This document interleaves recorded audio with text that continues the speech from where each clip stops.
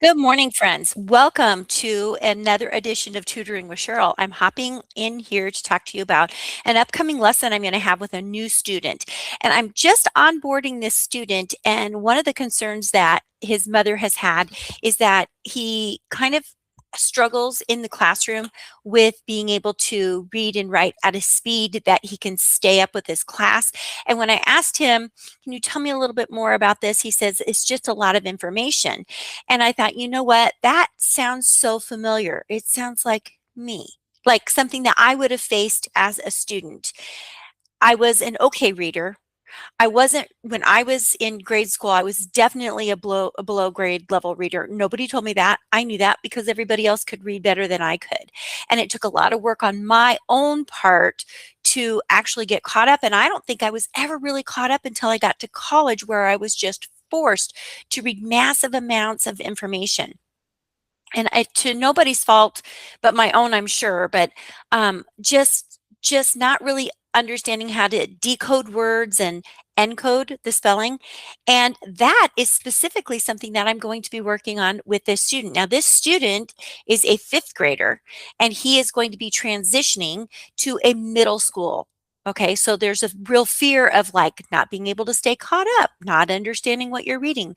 So today, when I meet with this student, I'm going to have them choose a writing prompt, and I'm going to share it with you because he read for me and he was a pretty good reader. As a matter of fact, the books that are back here on my shelf are some of the books that I'm going to recommend him to go and pick up. So he's not too far behind the rest of his peers as far as his ability to read. Now, he was able to tell me what he wrote about. It'll be interesting to see today, after his writing prompt, what his writing looks like. This is a K through 5 learning page. That's just a learning prompt page. And I think I can make this a little bit larger. And I'm just going to have him come over here and just read them. Okay. So I'll have him read them out loud. And then I'll say, which one do you think that you'd like to read about?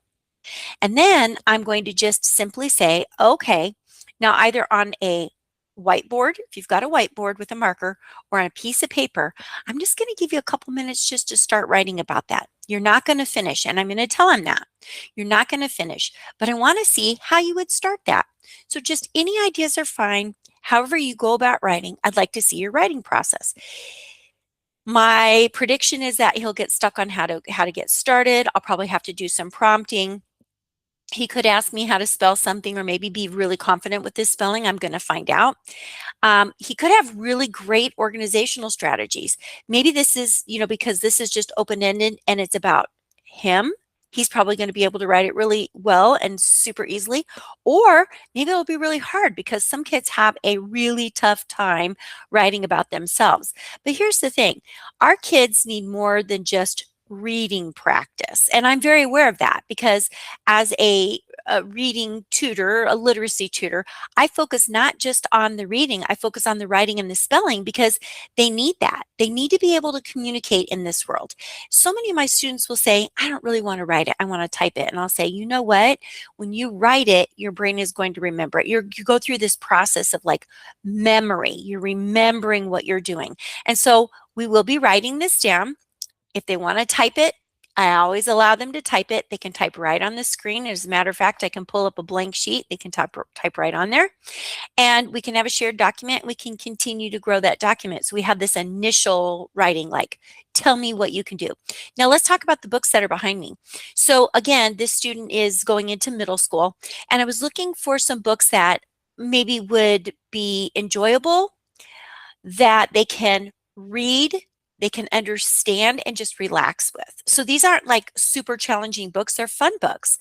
So Ranger in Time is sitting right back there. It's a book about a dog that travels in time and goes and saves people.